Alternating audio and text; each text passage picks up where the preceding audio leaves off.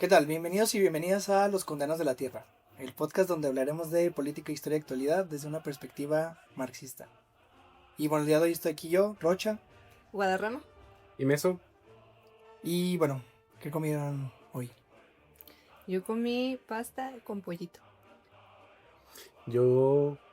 va a sonar acá bien soy güey, pero hice acá soya. Pero es que yo no sabía hasta que me enseñó mi novio que puedes hacer soya buena. O sea, como que a mí la soya siempre se me hizo una comida de caballo. No, Y... sí. ¿Con condimentos? Ajá, pero cuando la fríes, o sea, acá le echamos un chingo de manteca y de que acá frita y sabe a carne molida. O Sí. sea, ¿Pero pura soya o le pusieron? y salsa y así chingaderas, pues, o sea, como un guiso. Y me sorprende porque cuesta como 3 pesos. O sea, está súper barato y sabe muy bueno. Ujú. En cambio, la vida, sabe que Además es que soya. te dan muchos gases con la soya. Interesante. Pero sí, yo en la uni comía mucha soya porque no tenía dinero para carne. Entonces sí aprendí a hacer soya. Y sí, se pueden hacer cosas chidas. Me acuerdo que me hacía taquitos de como al pastor, hacía mi guiso al pastor. Y sí se puede comer muy rico la soya. Nunca la llegué a freír, pero sí escuché que esa es la receta como que acá, ideal. ¿Tú qué comiste? Yo hoy pues como que desayuné tarde y hace rato llegué a la casa ya como a las 5, ahorita son como las 6, entonces casi que llegué, me bañé y nomás me comí 2 plátanos y ahorita pues Y un vaso de leche y de calla, huevo. Tu, acá, tu chocolate bonita que tienes. chocolate abuelita y ya con eso. Proteína de Pero bueno, campeones. Sí. pues a ver, ¿de qué vamos a estar hablando el día de hoy? El día de hoy, pues siento que está en todos lados lo de las protestas campesinas y de transportistas. Y la motivación del capítulo de hoy fue porque no había notado, o sea, no había escuchado que alguien hiciera un análisis de este tema, ¿no? Como que todo el mundo nada más expone lo que está sucediendo y hasta el momento no había leído por qué está pasando, quiénes son, qué ocupan, qué quieren hacer, qué quieren lograr. Y pues me empezó a llamar la atención cuando escuché la noticia de de las primeritas que estaban haciendo, que fue por el subsidio al maíz. ¿No se acuerdan ustedes de esa noticia? En la que estaban protestando porque el kilo de maíz estaba como en 4 pesos. Sí. Entonces la tonelada de maíz estaba en, 5,000, ¿no? 5,000 y cacho creo. no, como en 400 varos. O sea, Ah, 400 varos. Sí, 4,000 varos. 4,000. Ujú. Este, y estaban pidiendo que se lo subieran como a 12. Y yo me quedé en eso, pues, o sea, cuando escuché eso dije de que, o sea, qué pedo, ¿no? O sea, como que no les puse atención. Y luego ya cuando empezaron a cerrar carreteras y todo este tipo de cosas, ya fue cuando dije de que, no mames, o sea, sí está pasando algo. Ujú. Sí, además, bueno, como contexto, ahorita estamos grabando el día 3 de diciembre. Y de hecho teníamos planeado grabar desde hace como un mes más o menos este episodio, ¿no? Entonces, o más, casi que desde que empezaron. Entonces, bueno, como contexto, estas protestas empezaron como a mediados de octubre Ujú. y bueno, ya pasó un mes y medio y seguimos todavía con estas...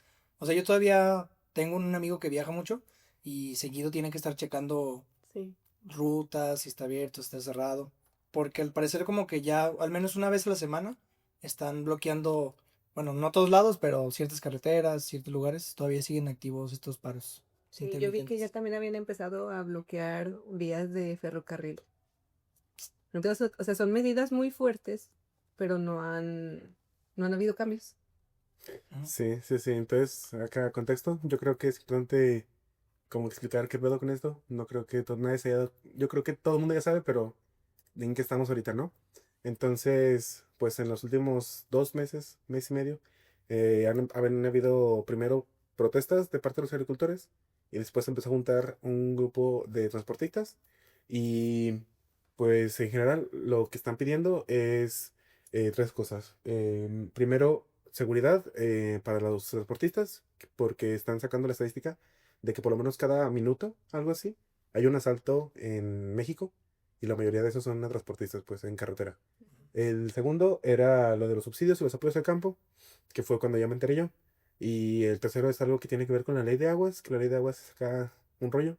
Lo vamos a estar proyectando ahorita más a ratito, pero pues en general la mayoría de los grupos ahorita están protestando en Ciudad de México y se esparcen alrededor de la República. Actualmente pues creo que sí hay varios grupos que están alrededor de demás sectores, pero creo que el más afectado ha sido pues el Estado de México y la Ciudad de México, todas las carreteras que salen así a Toluca o a, sí, a todos esos lugares, pues está valiendo madres, ¿no? Ahorita el pinche, la ciudad. Sí, como mencionas, al menos yo leí que en algún momento estuvieron bloqueando en 20 estados diferentes. Y pues sí, no, o sea, bloqueos total. O a veces como que vi testimonios de que decían, bueno, ¿saben qué? Vamos a abrir la carretera 1 hora para que la gente pueda circular. Y bueno, creo que todos nos ha afectado de cierta manera. Yo al menos conocí gente que sí estuvo 20 horas en carretera, ¿no? Porque sí, o sea, tal cual, si vas en un autobús camino a tu casa, pues no hay manera de que te salgas, ¿no? O sea, neta no puedes hacer nada. Si es una situación que, bueno, además de familias, personas que van en su carrito individualmente, pero también siento que lo más disruptivo, pues es o sea, como paradójicamente, es un paro de transportistas, pero también afecta a otros transportistas y eso luego afecta que no lleguen productos a tiempo, por ejemplo, a plantas o a centros de distribución o productos así como de la canasta básica, pues se van atrasando, ¿no? Sí, creo que como surgió, o bueno, por lo menos como yo lo fui viviendo, fue que primero fueron los paros de los agricultores. Y lo primerito que empezaron a exigir fue que se rompió, como muchas promesas de la 4T, pues el apoyo al campo, ¿no? Que era algo que el PG trajo desde su campaña, desde antes de su campaña, pues. Bueno, que todos los candidatos siempre lo traen, ¿no? Como parte de su campaña. Sí, pero me acuerdo, o sea, sacaron así varios videos. Yo me acuerdo que justamente en o sea, de los noticias acá mainstream, Ujú. que había muchos videos que ponían de cuando el PG prometió que iba a dar apoyos al campo y dijo que iba a dar, o sea, como que acá muy particulares que dijeran de que, güey, o sea, pues sí, ¿no? Pero esta cuestión de que lo primero que surgió fue que no había apoyos al campo y primero que nada la cuestión de que no hay subsidio al maíz. Ujú. Y este subsidio al maíz era una queja que tenían muchos agricultores porque, pues sí, estaba la tonelada a 4,000 pesos y estaban platicando que un agricultor normal al año saca unas 8 toneladas. Este, entonces, para sacar 8 toneladas sacan 40,000 pesos, algo así. O sea, así redondeando mucho. Y estaba platicándose, o sea, que hicieron una entrevista que al año los gastos de todo el proceso de producción, o sea, el agua, la electricidad, la gasolina para el tractor, todo este tipo de situaciones, son como 36,000 pesos, ¿no? Entonces al año, un ingreso neto de 4,000 pesos, pues no mames, o sea, no es el salario de un mes. Ujú. Mm. Entonces, pues, y así muchos testimonios, ¿no? Por lo menos ese que fue una entrevista que vi, pero en general como que ese sentimiento de los agricultores medianos, por lo menos, los agricultores que tienen capacidad de producir a nivel comercial, que pues el trabajo en el campo está muy indignificado, por así decirlo. O sea, no se puede vivir de manera digna siendo campesino, por lo menos no en México. Y lo compararon mucho esta situación con la situación de Estados Unidos, en el que el subsidio del maíz pues es un negocio de un chingo de millones de dólares Ujú. y que allá se produce un chingo de maíz justamente por estos subsidios, ¿no? Pero después de esta protesta por los precios del maíz y en general de los precios de todos los productos, también surgió mucho de la leche, o sea, fue otro producto que también escuché mucho que se estaban quejando del precio. Este, bueno, acá sin doxiarnos, supongo. Pero que incluso el Estado estaba planeando hacer su propia marca de leche Ujú. y su propia marca de lotes. O sea, estaban intentando mover como sea para poder subsidiarlo de manera más adecuada. Pero después de estos primeros paros, yo escuchaba mucho que había esta rivalidad entre los transportistas y los agricultores, porque los transportistas decían de que les afectaba más a ellos porque pues bloqueaban las carreteras, entonces están afectando el flujo de lo que está diciendo, ¿no? O sea, el flujo de bienes se veía interrumpido. Entonces, los transportistas empezaron a quejarse de los agricultores y ahora de repente están aliados, ¿no? Ujú. Y esa otra cuestión se me hizo también interesante. Ujú. Ya después, porque ya leyendo las noticias, la alianza surge porque buscan meter más presión al gobierno federal, viéndose como un número mayor de personas, ¿no? Mm. Entonces la alianza es meramente pragmática, no es como que de repente se les cambiara el corazón y dijeran de que, sí hay que apoyar a nuestros hermanos campesinos, pero los grupos de transportistas, o sea, los grupos sindicales, los grupos de uniones de trabajadores, pues intentaron sumar para poder hacer un movimiento mayor. Pero bueno, a mí se me hace interesante que al principio estaban peleados y luego acá no pelean y acá amigos, ¿no? Pero pues es como una muestra, ¿no? De cómo cuando los intereses chocan, puede funcionar, ¿no? Pero ambos tienen intereses diferentes. Ujú. Entonces, esta parte, bueno, creo que me salí mucho del contexto. Entonces, yo estoy hablando acá de otras cosas. Pero, pues sí, en general, que esta comparación con Estados Unidos mm, surge porque, por lo menos en Estados Unidos, el apoyo es amplio en el sentido de que es tanto fertilizante como material, como tecnología y además precio. O sea, aparte es que el Estado le pone precios regulatorios al maíz. Ujú. Cosa que en México no ha pasado más allá de que poquito con el peje hubo apoyos de fertilizantes y ya. En lo que, Este, cuando cuando el PRI se estaba consolidando aquí en México, este, y surge el ejido y esta cooptación del campo, sí, o sea, incluso el gobierno tenía una marca de fertilizante que le otorgaba todo pues lo técnico, ¿no? Lo mecánico al campo, pero justo era una medida solo de cooptación para que pues le debieran lealtad al gobierno. y esta parte del primer objetivo, pues, que justamente es el objetivo agrario, mm, pues lo primero, lo que me llamó así verdaderamente la atención fue, pues, que está muy raro que sea un problema que produzcamos un chingo de maíz, ¿no? O sea, es acá un problema muy único del capitalismo. Sí, Que el problema es de que, no mames, estamos produciendo un chingo de maíz que sale muy barato producir y ya no nos sale vender. De que, pues qué problema tan pendejo, ¿no?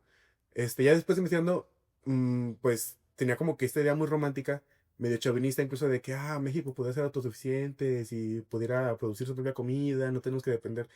Y ya, pues viendo, realmente este maíz no es maíz de consumo, o sea, no es maíz de tortillería, es maíz para engorde de ganado, Mm. que en la mayoría se exporta, ¿no? O sea, la mayoría de este maíz se exporta, entonces no es maíz que podamos decir de que, ¿por qué entonces los transportistas no venden su maíz mm, así a Las gran... tortillerías. Ajá, y pues no, o sea, no lo pueden vender a tortillerías o así o sea, como si en esta idea romántica de que vayan al agropecuario y lo vendan, pues Ujú. porque no es ese tipo de maíz, o sea, es maíz para consumo humano.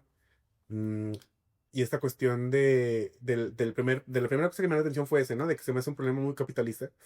ujú. De que, no mames, tenemos un chingo de comida bien barata. De que, no mames, o sea, porque eso es un problema. Este, y esa es la cuestión, ¿no? Que por eso como que esta idea romántica que luego escuchaba también mucho en redes, de que, deberían de vendérselo acá. Si sale a 4 kilos el kilo de maíz, pues porque yo no veo en el agrope el maíz a 4 pesos, ¿no? O sea, 5 lo que sea. Ujú. Y esta cuestión, ¿no? De que este maíz no lo pueden exportar. Bueno, el maíz mayoritariamente es para exportar, para engorda. Sí, que quisiera como que aquí meterme, como que al principio uno ve lo que exigen estos grupos como productores que dicen. Entonces la primera pregunta que como que a mí me surgió es, pues, ¿quién es el que lo compra, no? Entonces justo como mencionas, aquí en México, o sea, el Estado no es el que compra el grano, ¿no? Sino que es a grupos u otras empresas como privadas, que después estos grupos tienen mucho poder en decidir justamente cómo se legislan todas estas cosas, ¿no? Entonces eso decían, ¿no? Que estos grupos, al menos yo leí uno que era como Minsa, Maseca, que, o sea, sí, creo que sí hay parte que se va como a ese tipo de producción para tortilla y así, pero bueno, también otra se va para alimentar ganado. Pero justo lo que decían es que estos grupos tienen como que demasiado poder en, pues, poner los precios, ¿no?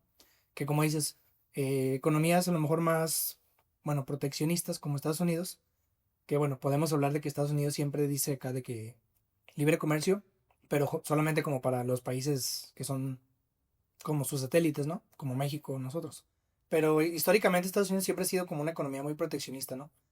Entonces, justamente es lo que protestan, ¿no? De que quieren ellos tener más poder de decisión en vender, pues, lo que producen, ¿no? Y la segunda parte, que es el segundo objetivo, era lo de la seguridad, que ponen seguridad rural y seguridad para transportistas, que es cuando ya se une este grupo de transportistas, en el que pues se ven superados, ¿no? Y se ven superados el Estado mexicano al combate contra las extorsiones, contra el narcotráfico y contra estos grupos de delincuencia organizada, en los cuales pues ya no surge como que esta confianza para el transportista ni económica ni social, por así decirlo. Y ya puedo hablar así un chingo de rato sobre acá, de dónde surge este problema con el campo, pero como que a mí se me hizo muy interesante después que estaba viendo ya datos del INEGI, que la mayoría de los de las personas que se dedican al campo son personas mayores, o sea, la persona joven, por así decirlo, o sea, 30 para abajo, no se quiere dedicar al campo porque justamente ve estas situaciones, ¿no? O sea, no es ni seguridad económica ni seguridad de seguridad, Física. ¿no? O sea, pues no. Entonces, pues el campo parece ser que va en una espiral en picada porque, pues primero está surgiendo este problema de que no es rentable económicamente, no es seguro trabajar en el campo y no hay relevo generacional. Ujú. Entonces, se están juntando un chingo de cosas que están volviendo, pues, sostenible, ¿no? El campo en México, por lo menos. Este, y eso, pues, antes de decir de que, no mames, nos vamos a morir de hambre, pues, en general, no, porque pues la mayoría de la comunidad se importa.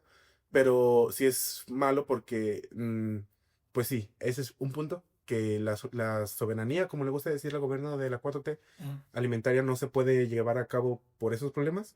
Y dos, que la mayor parte de la tecnificación del campo, este, pues no era tecnificación a largo plazo, ¿no? Entonces, toda esta tecnología que se puede haber llegado a tener en el campo, conforme se van vendiendo los predios y conforme se va vendiendo las materiales y las herramientas, pues se va perdiendo, ¿no? O sea, no tenemos una industria que soporte la producción de tecnología para el campo, toda se importa, entonces si se vende y se pierde, pues se pierde para siempre. O sea, se tendría que volver a comprar y sería una inversión incluso mayor si quisiéramos volver a tomar este negocio de agrario.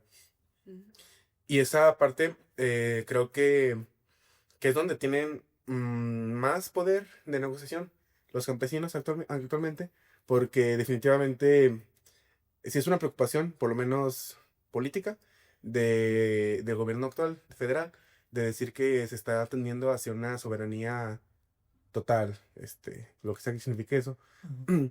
energética o alimentaria, y decir de que no mamen, pues es que, ¿cómo logramos este objetivo si no tenemos estos apoyos? Pues bueno, no, yo creo que esa es una parte que sí le puede preocupar políticamente al gobierno federal, pero pues en general, como personas de la vida diaria, lo que podríamos llegar a notar sería el aumento de precios, todo ese tipo de cosas, que al final de cuentas no afecta tanto porque pues realmente la comida que comemos de la vida diaria, pues no viene del campo mexicano, Ujú. en la mayoría. La, la, y pues estas dos cosas, ¿no? Estas dos cosas no se negocian porque son como dos puntos muy simples, por así decirlo, ¿verdad? ¿Por qué no se los concede? O sea, el gobierno federal en general, Ujú. ¿quiere subsidios? Pues va, vamos a dedicar chingo de millones de pesos a subsidiar el campo. ¿Y quiere seguridad? Pues vamos a dedicar chingo de millones de pesos a la Guardia Nacional para que patrullen más carreteras. Ujú. ¿Por qué no? O sea, son como dos cosas muy obvias, ¿no? O sea, no es como que no sepamos de dónde está la problemática. Se podría, en teoría, solucionar haciendo este ajuste de recursos. Y el problema justamente es que no hay recursos, ¿no? O sea, parte del legado de Morena, hace poquito fue la moda hablar de que no está creciendo la economía.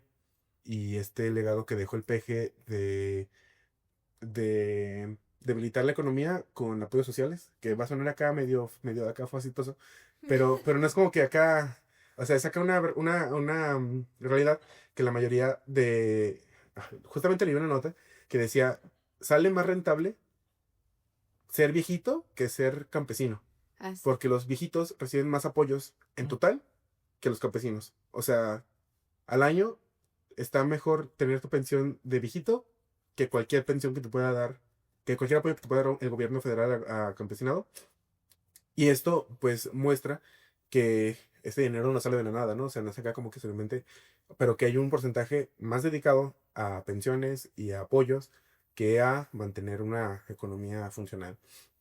Y fue la moda, ¿no? Hace poquito, como hace una semana, que estaba el Banco de México, creo que fue, que dijeron de que este año el PIB va a crecer 0.0000 nada. Y salió Shemo y dijo de que, pero el año que viene vamos a estar mejor. Y fue acá, pues de moda, ¿no? Fue la noticia de moda de la semana. Ujú. Entonces, pues esas dos cosas ni se hacen, ni se apoya con recurso al subsidio, ni se apoya con recurso a la seguridad, pues porque no hay dinero, ¿no? O sea, ha habido muchos cambios en cosas fiscales, está también de moda eso de que le quieren cobrar saber cuántos millones a Salinas Pliego. Ujú. Justamente yo creo que estos son como pasos obvios de decir gobierno federal, no mames, saquen varo de donde sea, o sea, de donde sea. Este, y pues es una cuestión muy capitalista, ¿no? De que, pues, no mames, o sea, no tienen varo porque nunca se han centrado en acá generar condiciones de industria para alimentar una economía, ¿no? Ujú. O sea, toda la economía se basa actualmente en servicios y vieron que acá de que, no mames, no estamos produciendo nada. Pues no mames, pues son las consecuencias de un pinche gobierno capitalista acá dedicado a venderle todo a Estados Unidos, ¿no? Ujú. Entonces de repente Estados Unidos dice de que no, soy Donald Trump, ya no quiero apoyarlos con acá nada y se te cae todo tu negocio, ¿no? O sea, el maíz era muy barato, entonces no vamos a comprar, no vamos a producir maíz porque Estados Unidos lo vende muy barato. Ya no les vamos a vender. No mames, ahora de dónde sacamos acá maíz, ¿no? De que qué pedo, no producimos nosotros, todo se lo compramos a Estados Unidos. Está, o sea, son consecuencias, son acá las consecuencias de tus propios actos. Ujú. Entonces, qué pedo, ¿no? Sí, bueno, independientemente de si hubiera dinero o no, como que ahorita estás planteando una problemática que muy real, ¿no? Pero a la vez, o sea, suponiendo que tuviéramos todo el dinero del mundo, siento que el gobierno tiene por las manos cruzadas, bueno, perdón, las manos atadas a la espalda, como en un doble sentido, ¿no? Justamente de que pues México al ser un país, digamos, dependiente de Estados Unidos, o sea, desde el TLC para acá, ahorita podemos tocar un poco más del TLC, bueno, el Tratado de Libre Comercio, eh, pues, o sea, Estados Unidos, perdón, México, su economía está como intrínsecamente ligada a la de Estados Unidos, ¿no? Y más recientemente, pues a la siguiente potencia que viene siendo China, ¿no? O sea, digamos, la independencia económica o soberanía, como le llamas, es como algo muy ficticio en la época actual como imperialista, ¿no? Donde hay como países clientelares y países pues como imperialistas. Y la otra es que, suponiendo que el campo tuviera todos los apoyos, no olvidemos que estos apoyos van a ser para empresas o, pues sí, entes privados que son los que dominan el campo, ¿no? Porque, bueno, quisiera ahorita pasar un poco a justo esta definición de campesinado, productores, agricultores, porque como que las tres la vi en diferentes artículos y siento que pues no son las mismas cosas, ¿no? Entonces yo, por ejemplo, vi en un artículo que muchas veces decían los productores del campo, los agricultores, los campesinos.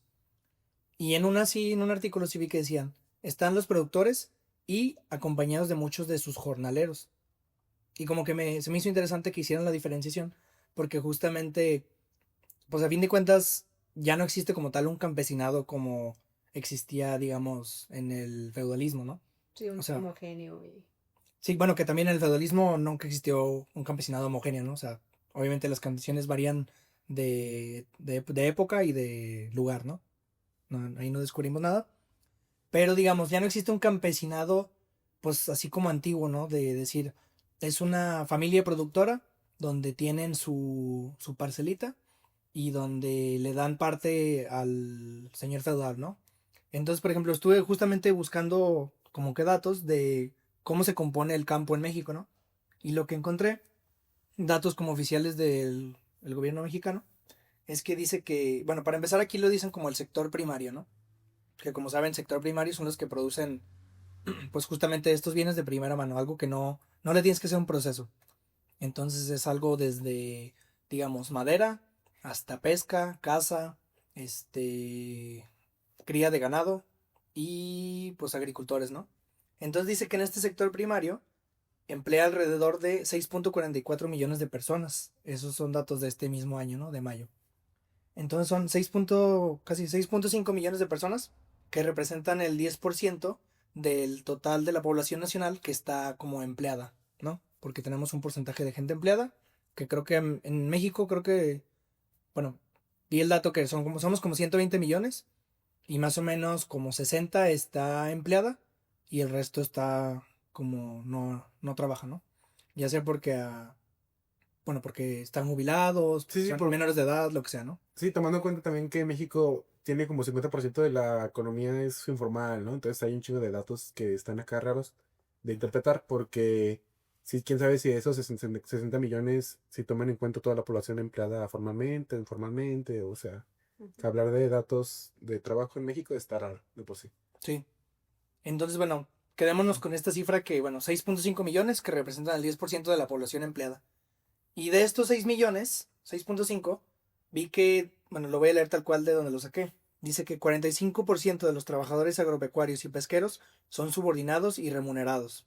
37.1% son trabajadores por cuenta propia. 12.6 son trabajadores sin pago. Y 5.3 son empleadores. Entonces, justamente si vemos que hay personas que están pidiendo que su producción se venda a un precio como más justo, pues difícilmente van a ser los jornaleros, ¿no? Que le llamamos gente, o como vi un término, pues proletariado rural, ¿no? Gente que trabaja en el campo y recibe un salario. Porque justamente como que el interés de un proletario, un trabajador, es que le remuneren a través del salario mejor, ¿no? Sí. Entonces, digamos, yo por ejemplo trabajo en una industria automotriz, a mí no me importa si el carro se vende en 100,000 o en 500,000, ¿no? A mí lo que me importa es que a mí mi salario me llegue más o menos, ¿no? Como digamos, esta negociación de cuánto se vende tu producto es justamente del empleador, ¿no? Dígase el capitalista, el empresario, lo que digas.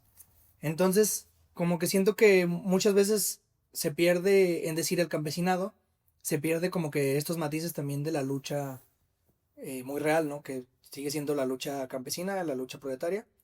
Y esto sin quitar que también el campesinado, o digamos las áreas rurales de México, sí han sido muchas veces las más olvidadas, pues desde toda la historia, ¿no? Bueno, desde, digamos, México moderno, de la revolución para acá. Entonces, como que ese punto se me hizo ir- interesante. Sí, justamente a mí me tocó trabajar un par de años de jornalero en una pizca de una tunería. Estaba de la verga, o A mí me sea, encanta esa historia. estaba de la verga, pero esa era la... Porque yo cuando primero conocí a Meso, de que pasó un mes y me contó, yo trabajaba, ¿sabe qué? Haciendo tunas, no sé qué. O sea, no sé en qué trabajabas de tunas. Es que ¿Sabe qué onda? ese trabajo a mí me marcó mucho porque me di cuenta de que está culerísimo cualquier acá trabajo de campo. ¿Pero qué trabajo? A cualquier trabajo, pero justamente acá fue cuando dije de que no, yo no quiero salir de la ciudad. O sea, porque me fui y estuve trabajando allá. Y pues de plano los salarios son completamente arbitrarios. O sea, no dependen de ningún acá tope legislativo, liberal, que puedas decir de que el salario mínimo tiene... No, les vale verga, o sea, les vale completamente total verga. O sea, si te quieren pagar a $1 el pinche bote de 20 litros de tuna, te lo van a dar a $1 y te chingas porque no tienes a dónde más correr. O sea, porque todos son del mismo güey. O sea, y no sé cómo contarle la escala de terreno que era. O sea, era todo, todo. O sea, no había hectárea que voltearas que no fuera del mismo cabrón. Entonces, ¿Y qué si pescabas o qué era? pizca, o sea, es la recolección. No sé por qué dicen pizca. Este, Mm. pero pues es agarrar en la bol y acá cortarlas, Todo ¿no? picado. Picado. Ah, ya, ya. Este, ¿Pero de qué? tuna, Ah, tuna. Es que como que de principio entendí atún. como pescar atún o algo así. Dije, ah, cabrón. En la costa. En la costa. No, y luego la tuna es de costa, no es de mar abierto. Entonces, irte acá al golfo. Sí.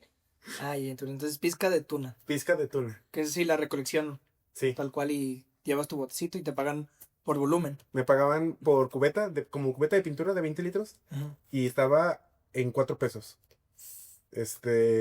Y era pues un chingo de tuna, ¿no? O sea, ¿Cuánto te tardabas en una cubeta, más o menos?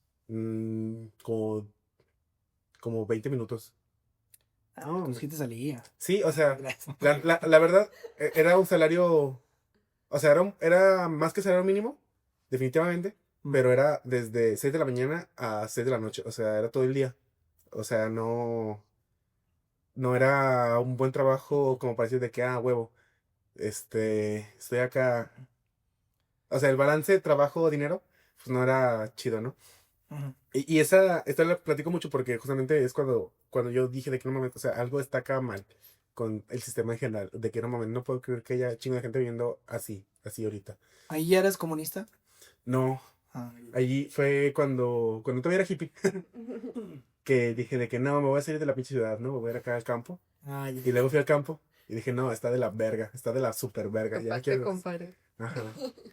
Porque como que románticamente me platicaba mucho de que no, ese señor es el abuelito de quién sabe qué, y te trata bien chido, o sea, vas y te deja dormir ahí en una, o sea, pero era acá una pinche hacienda, o sea, el señor era su terreno, la casa en la que vivía era de él, o sea, él nos daba de comer, o sea, él nos, o sea, todo estaba controlado por ese güey. La máquina que procesaba era de él, o sea, todo, el transporte, las camionetas, todo era de él. Mm. Entonces, como que en general, como que me lo platicaban chido de que, no, es que, o sea, está padre, porque llegas y tienes donde vivir, te dan de comer, te dan de trabajar, y te dan, pues todo lo que ocupas, ¿no? Ah, no, bueno, pues esclavitud, ¿no? Con pasos extras. Sí, ya como que dije de que, va, pero ya que estás ahí de que no mames, Una plantación. sí, ahí, acá, ya viviéndolo, pues dije de que no mames, no está de la verga. De que una vez al mes te dejamos dormir en la casa grande del amor. Había una En vez una que me dijeron de que, de vez en cuando te va a tocar irte con la escopeta porque llegan coyotes y tienes que cuidar que no lleguen.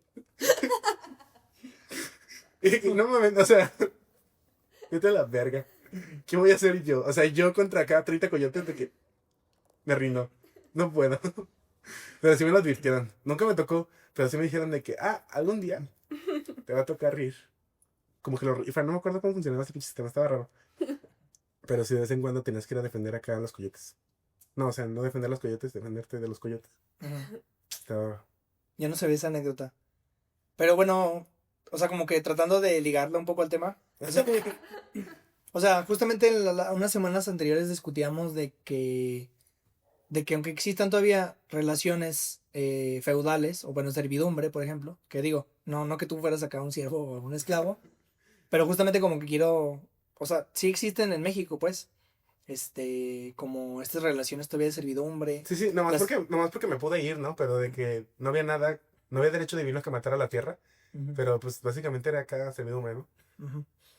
Y la esclavitud moderna existe todavía, pero eso no quita que pues el sistema como dominante, digamos, el modo de producción sigue ser capitalista, ¿no? Entonces, pues no sé, si quieren como que podemos tocar un poco como históricamente qué ha pasado con el campo, qué ha pasado con los campesinos, por qué decimos que tenemos un interés diferente al campesinado de manera general, pues. Entonces, bueno, como que hablando un poco del campesinado, pues decimos, ¿no? Un campesino, como al menos lo describen en los textos, por ejemplo, digamos, en el Manifiesto Comunista, justamente dice, ¿no? De que el campesino es alguien que sí tiene su acceso a los medios de producción, que es la tierra, y muchas veces eran dueños de su propia parcela, ¿no? Entonces, digamos, estaba las tierras del señor feudal y la familia campesina sí tenía como su derecho a una tierra que ellos producían, ¿no? Y ahí la manera en que extraían como que plusvalor del campesinado, yo había leído como que al menos dos formas, ¿no? Una que era, pues el campesino trabaja su tierra todo el año y en algún punto le da parte de este producto, del grano o lo que sea, se lo da al señor feudal, ¿no? O la otra era que ellos como que trabajan su tierra una parte de unas semanas y trabajan la tierra del señor feudal otras semanas.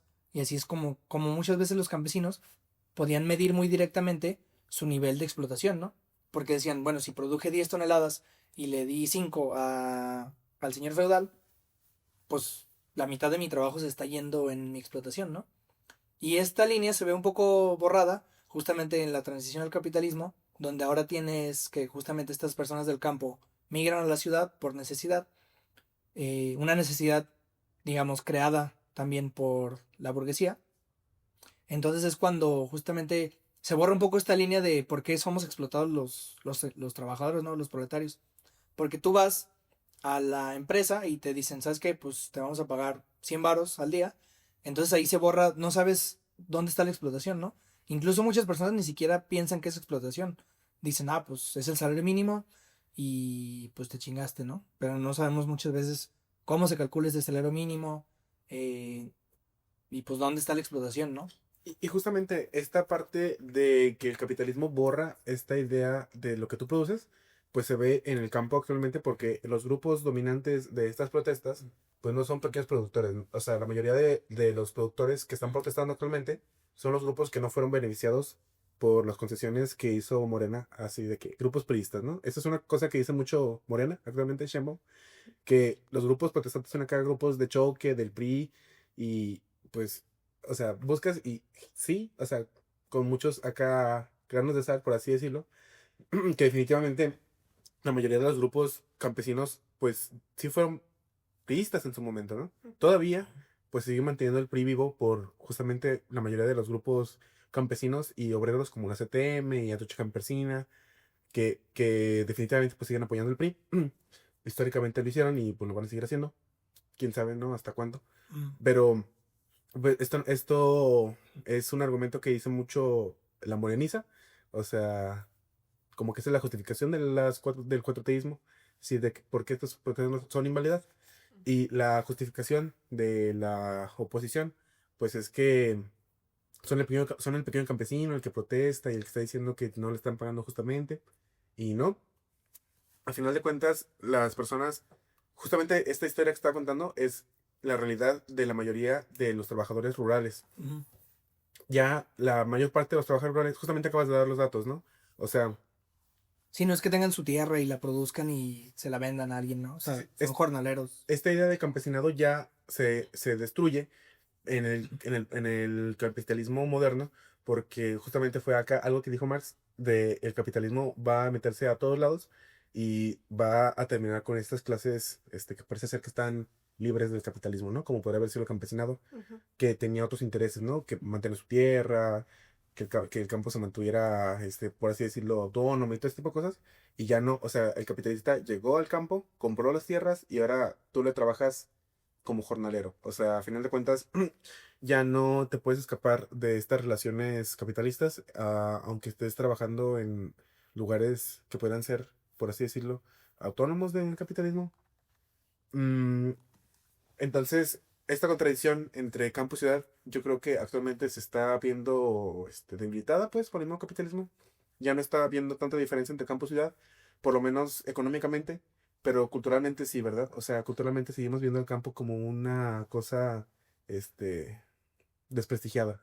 Desde todo el tiempo se ha visto el campo como una profesión, este, que no tiene futuro. O sea, el campesino es una persona analfabeta, Pobre. pobre, este, que no está... Y bueno. Bueno, sí, sí, esto más modernamente, pero que acá, que ya el campesino es noble, ¿no? De corazón puro. Y definitivamente esta retórica, pues se ve infiltrada en las que están surgiendo actualmente con el análisis de las protestas de ahorita. Sí. O sea, el campesino, por una parte es noble y bueno y nada más busca sobrevivir con Y su el bien de salario. Ajá, México y darle de comer a todos. Y...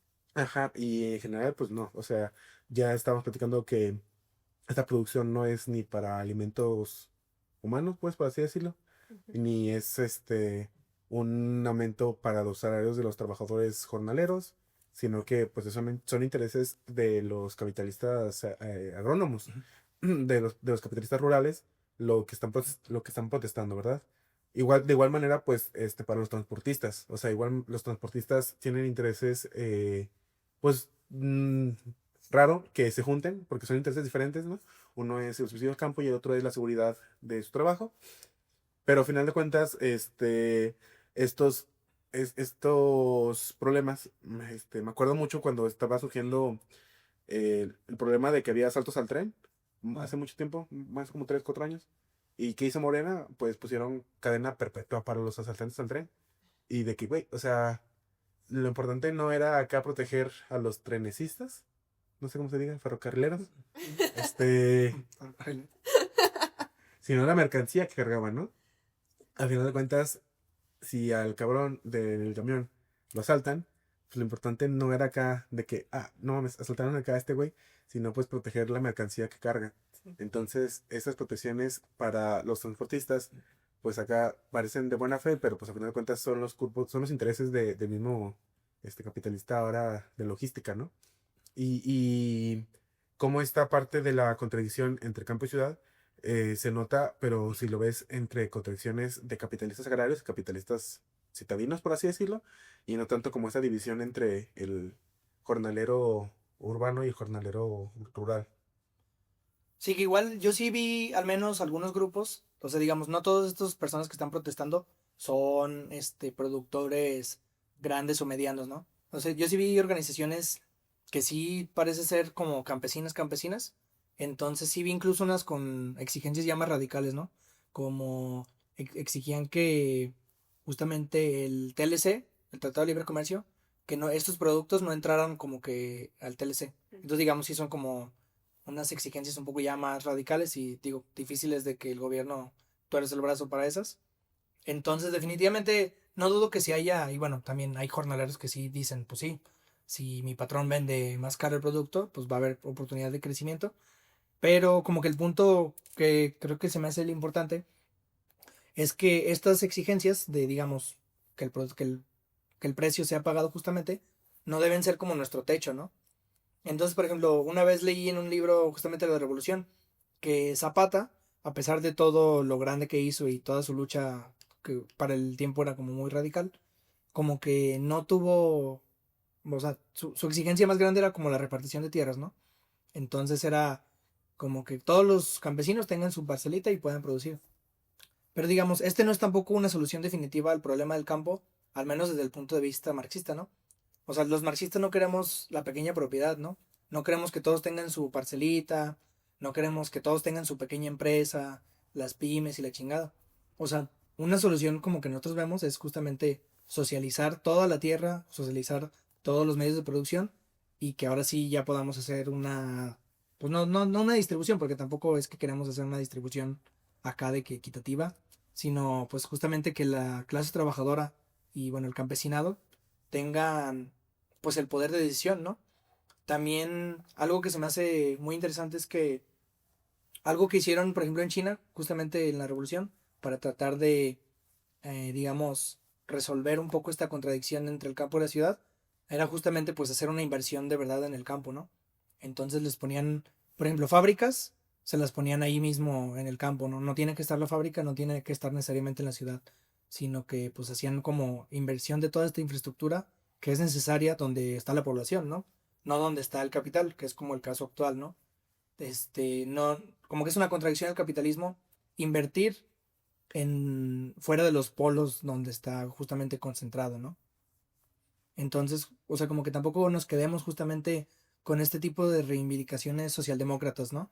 De que, por ejemplo, lo de las 40 horas. O sea, es objetivamente bueno que la banda trabaje 40 horas en vez de ahorita 48, 50 horas. Pues sí, ¿no? Pero digamos, si nunca pasamos de las 40 horas, pues este va a ser nuestro techo toda la vida, ¿no? Las pensiones, o sea, antes nosotros teníamos como derecho a una pensión y hace poquito lo quitaron, ¿no? ¿Y qué pudimos hacer? Pues nada. ¿Por qué? Porque pues no tenemos poder ninguno, ¿no? Sí, justamente, otra vez, justamente, creo que ahorita ya me estás justamente. Pero la cuestión que se me hace buena retomar de China es la de desarrollar los medios de producción, que creo que saca una buzzword que dicen muchos los marxistas, pero cuando la piensas, pues ese es el punto, a final de cuentas.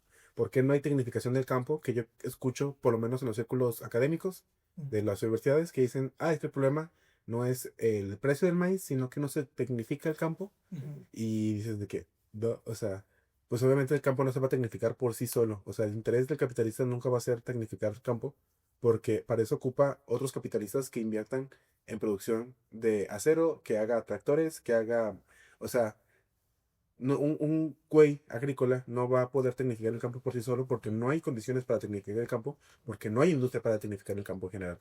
O sea, toda la industria, por lo menos en esta cuestión prista de hace, ¿cómo se llamaba antes? Oportunidades y luego tuvo otros nombres raros. Cuando se empezaron a dar apoyos de tecnificación de riego y tractores, esta tecnología era estadounidense. Entonces, yo me acuerdo mucho de alguna vez haber escuchado de productores que decían de que no, o sea, mi tractor lo vendí así al año porque se me rompió y de dónde sacó acá una pieza. O sea, es imposible pues tecnificar el campo de manera adecuada porque cuando se hace este intento de parchar la problemática de modificar y que se haga más moderno, pues te topas con no tienes condiciones en general para llevar a cabo eso. Entonces, cuando los marxistas decimos hay que desarrollar los medios de producción, es a esto a lo que nos referimos. Siento que este es un ejemplo claro de a qué nos referimos con esta buzzword, por así decirlo, pues porque no existe una industria que sostenga una, una buena fuerza productiva para llevar a cabo esta soberanía, comillas, comillas, no se ve en el podcast, pero cada vez que digo soberanía no es acá como que sea de la 4T, pero pues esta soberanía como que, esta buzzword que también le gusta mucho decir a esos güeyes, de, de que solamente hay que darles tecnología y se va a arreglar el campo. No, ¿de dónde sacas esa tecnología? O sea, no, nadie la produce aquí en México. Este, acá tenemos bolsas con baba de nopal, que es el Politécnico, y hasta ahí. Pinche Politécnico tiene un chingo de cosas que todas está hechas de nopal, pero no tenemos la industria para llevarlas a cabo. Y este es el chiste de por qué no se lleva a cabo este ideal académico, porque siento que es acá como mucho de, pues de hecho es simple, no solamente hay que tecnificar el campo, y esa es como la respuesta, ese análisis en el que yo llegaba mucho cuando estaba viendo análisis de este tema, que esa era como la solución que daban esos güeyes. Y se me hacía insuficiente porque justamente pues, no tienes con qué. O sea, si de por sí estamos diciendo que para dar subsidios el gobierno federal no tiene recursos, para llevar seguridad no tiene recursos, pues mucho menos va a tener recursos para llevar a cabo acá la mejora de las fuerzas productivas, ¿no? Y tampoco es tu interés, porque pues, definitivamente no estamos en esa época de, ¿cómo me dijiste tú? Proteccionismo, en el que chance, ¿no? Y en los 50 cuando el PRI tenía su fertilizante y vendía bicicletas y vendía así teles y un chingo de pendejadas, y el Estado se encargaba de esta producción, pero actualmente, pues ya no, ¿verdad? Y no está dentro de sus intereses llevar a cabo otra vez este proceso productivo de que el Estado se encargue de este Sí, tipo de cosas. el corporativismo. Sí, justo por ahí va el tema del agua, porque como que la excusa pues que pone Sheinbaum es que no se puede tecnificar, o sea que ya no se dan concesiones en ciertas áreas agrícolas porque son las más sobreexplotadas, y son las más sobreexplotadas porque no hay tecnificación para hacer un buen uso del agua. Esto no lo dice pues, pero la manera como de desviar la atención es ya no dar más concesiones. Entonces las concesiones que ya son dadas, pues ahí se quedan, pero para los nuevos productores no hay esta posibilidad de tener concesiones. Que también las concesiones pues siempre han tenido como historial de mucha corrupción, ¿no? Ajá. Y pues sí. Sí, incluso aunque digamos, como que la tecnificación del campo también es un concepto que tiene como un techo muy limitado dentro del capitalismo, ¿no? Porque digamos, opción uno, pues como dijiste, ¿no? Empresas americanas que aunque tengan refacciones y tengan un interés verdadero en acá tecnificar el campo, pues no deja de que haya explotación, ¿no? O sea, digamos, suponiendo que ahora ya tienes tractores, tienes sistemas de riego modernos, tienes fertilizantes también modernos, pues esto al final va a hacer que sí, pues la gente, o digamos la producción del campo sea más moderna, pero como igual el fruto de este trabajo no se lo va a quedar la clase trabajadora, pues va a significar solamente que pues, las grandes empresas se queden con con esta plusvalía, ¿no? O sea, aunque tengamos el campo más sofisticado del mundo, o sea, no significa nada porque pues dentro del capitalismo se lo va a quedar alguien más, ¿no? Por simplificarlo mucho, ¿no? Entonces como que digamos, si mientras sigamos viendo como estas soluciones así muy estatistas, como muy limitadas por el capitalismo, pues no vamos a llegar a fin de cuentas a nada, ¿no? Siento yo que es parte como de ver este análisis como un poco más, de decir, bueno, no solo se trata de tecnificar, no solo se trata de mejorar los salarios de las 40 horas, sino que al final de cuentas vas a seguir topando pared, ¿no? Con estas limitaciones justamente pues, del capitalismo. Y bueno, eso fue un poco de nuestro análisis de la situación ahorita actual de, bueno, los productores, los campesinos, como lo queramos llamar. Bueno, sería todo por este episodio. Síganos en redes, compártanos y Comenten comenten. algo chistoso. Tengo la duda si alguien... Ah, a ti te salió en tu Spotify Grab. Yo no sé Aquí, ay, Bueno, ya. pero a ella sí le salió... Sí. ¿A poco? Sí, pues lo más. Ah, sí, cierto, lo mandó. ¿Creen que a alguien más le haya salido? No creo. No. Será cura, ¿no?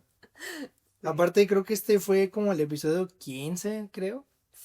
Entonces siento que alguien que sí escucha muchos podcasts, pues 15 episodios te los echas en acá 15 días, ¿no? Sí. Entonces sí.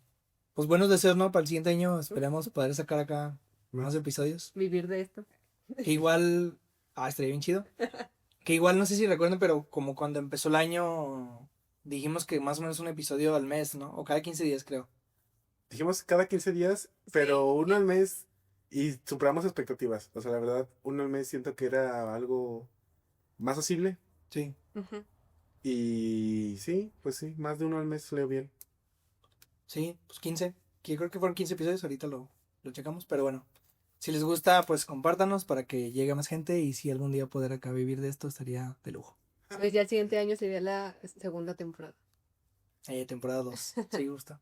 Y bueno, también si tienen sugerencias de cosas que quieren que toquemos o si les gusta más como episodios más teóricos, donde hablamos de libros o este tipo de episodios donde son más de situaciones actuales, pues háganoslo saber por medio de redes. Sí. Bueno, sería todo por hoy. Hasta la próxima. Feliz Navidad.